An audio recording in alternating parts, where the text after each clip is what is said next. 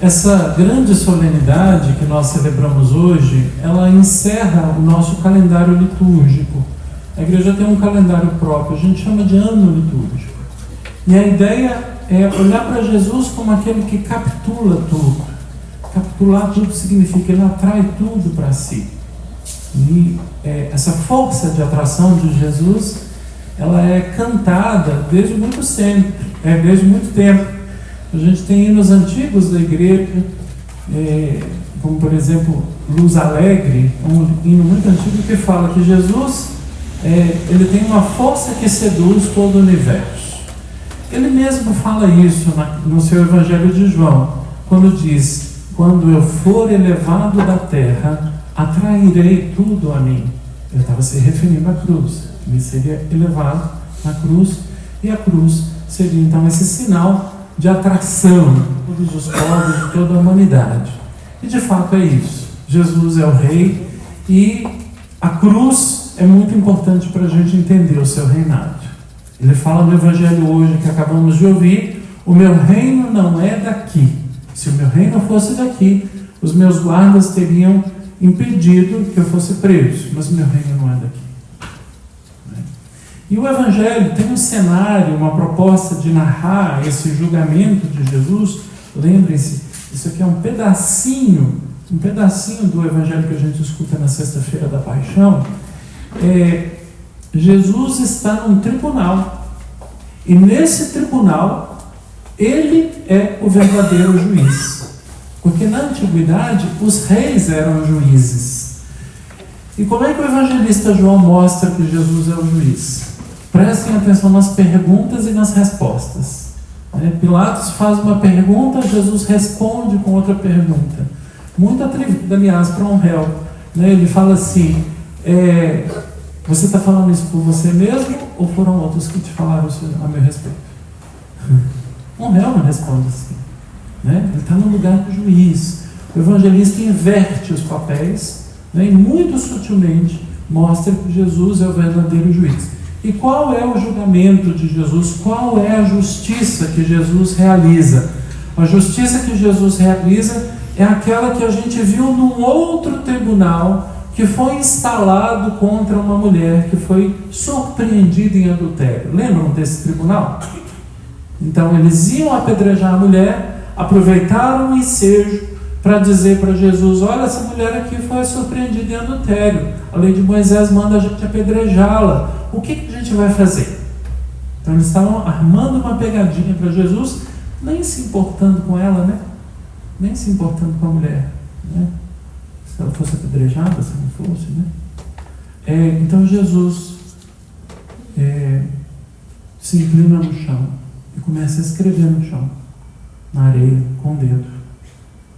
Um gesto obscuro, que a gente não entende muito bem, que tem muitas interpretações, mas enfim. E aí, como eles insistissem, ele se levanta, pega uma pedra e oferece a eles: quem não tiver pecado, atira a primeira pedra. Aqui está a justiça de Deus, explícita, de uma maneira muito bonita, muito verdadeira, porque aquele julgamento era um julgamento cheio de mentiras. A primeira mentira era a mulher sendo condenada sozinha pelo crime de adultério. Engraçado, Interessante. Olha a injustiça humana. Segundo crime, segunda contradição daquele julgamento, era que os que condenavam, todos eles pecadores. E aí Jesus, depois que todo mundo vai embora, disse para a mulher: mulher, aqueles que te acusaram, alguém te condenou? E ela respondeu: não, nem eu te condeno, vai e não peques mais. Então, o justo juiz, que é Jesus, ele desbarata, digamos assim, essas armações, essas maquinações humanas, que não se preocupa com a vida, não se preocupa com as pessoas, não se preocupa com a verdade. A mentira entra no lugar da verdade. Por isso o Evangelho diz assim, hoje nós ouvimos, né? Eu sou rei e eu vim ao mundo para isso, para dar testemunho da verdade. Por que a verdade é tão importante? Porque sem verdade não pode haver justiça. A verdade é importante por isso. Quando a mentira prevalece, a justiça desaparece, né? Então a verdade, ela é fundamental. Ela é fundamental para que haja justiça. E quando há justiça, nós cantamos no canto de entrada, né? Quando há justiça, a gente alcança a paz. Cantamos indiretamente. Eu vou mostrar para vocês. Me dá um livrinho de canto aí. Pega o livrinho de vocês que eu vou mostrar. Na página 28. 28. O refrão é a antífona que está no missal. É do Salmo 85, 84, que é um salmo que a gente vai cantar muito daqui para frente, em dezembro.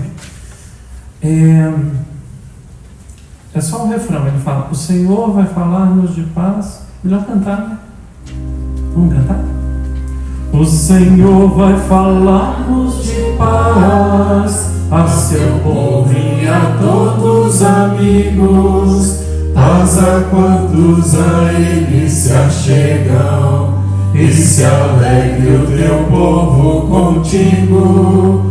Paz a quantos a Ele se achegam, e se alegre o teu povo contigo. Por que essa antífona, escolhida pela nossa igreja, está no nosso missal, traz esse salmo? Porque lá no meio desse salmo tem uma frasezinha de ouro: justiça e paz se abraçarão. Só pode haver paz, a paz que esse rei nos traz, se houver justiça. E se houver justiça de Deus sendo realizada no nosso meio. Então, como é que a gente vai fazer? Né? Porque tudo nesse mundo é provisório, tudo nesse mundo é falho, né? Tudo é falho, tudo é provisório. Então a gente tem a nossa meta, a gente tem o nosso modelo, a gente tem aquele que nos atrai, né, para si, que apresenta para nós qual é o caminho, né?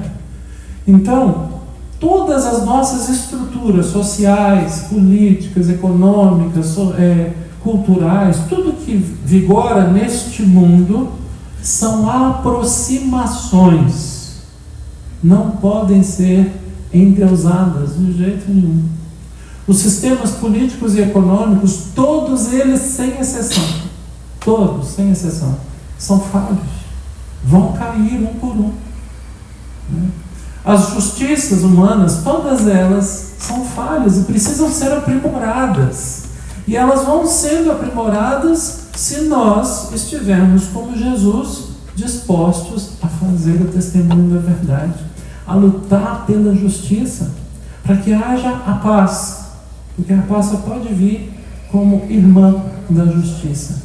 Então, esse reinado de Jesus é um reinado que ilumina os nossos reinos e poderes. Esse reinado de Jesus é um reinado que nos ajuda a vislumbrar o que é a justiça de fato. Esse reinado de Jesus nos ajuda a caminhar numa direção que supere, né, as nossas experiências. Então é muito importante a gente celebrar essa festa e vislumbrar esse rei, que é Jesus, no seu trono, que é a cruz, e vislumbrar a pregação desse rei. A pregação desse rei é o reino de Deus. É isso. Jesus não veio anunciar a si mesmo, ele veio anunciar o reino. E a melhor maneira da gente traduzir essa ideia de reino é a gente falar do paraíso. O paraíso lá do Adão e Eva, né? Onde todo mundo vivia em harmonia uns com os outros e onde todo mundo fazia a vontade de Deus. Quando há disposição de fazer a vontade de Deus, quando há harmonia entre tudo que Deus criou, esse reino começa a se manifestar no nosso meio. É isso. Então esse reino de Deus, ele tem uma importância imensa para nós. E nós, sabendo disso, rezando por isso, né? A gente pede no Pai Nosso: venha a nós o vosso reino. Não é assim que a gente reza no Pai Nosso? Rezando por isso, nós estamos compromissados com essa causa, como Jesus. Ele deu uma vida por isso, ele derramou o seu sangue, como falou na segunda leitura. Ele derramou o seu sangue por isso, porque ele nos ama. E o compromisso de Jesus foi lutar para que todos tenham vida e a tenham em abundância. Então pensem comigo, não pode haver reino de Deus onde há mentira. Não pode haver reino de Deus onde há violência.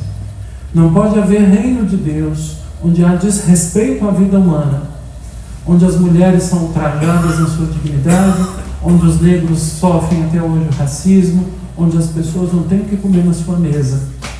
Isso, em definitivo, não é o reino de Deus.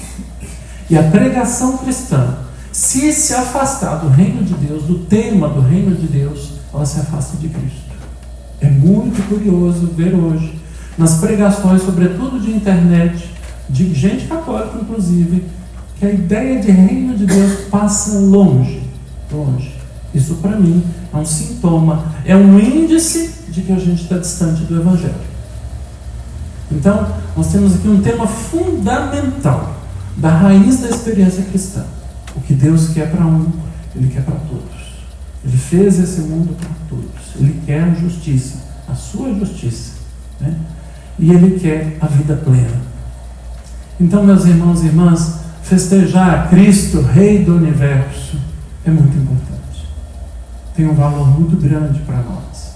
Nos compromete a viver assim como Jesus, doando a nossa vida, derramando a nossa vida como Ele fez, derramando o seu sangue, pela causa de Deus, né? Que é vida e vida em abundância. Amém.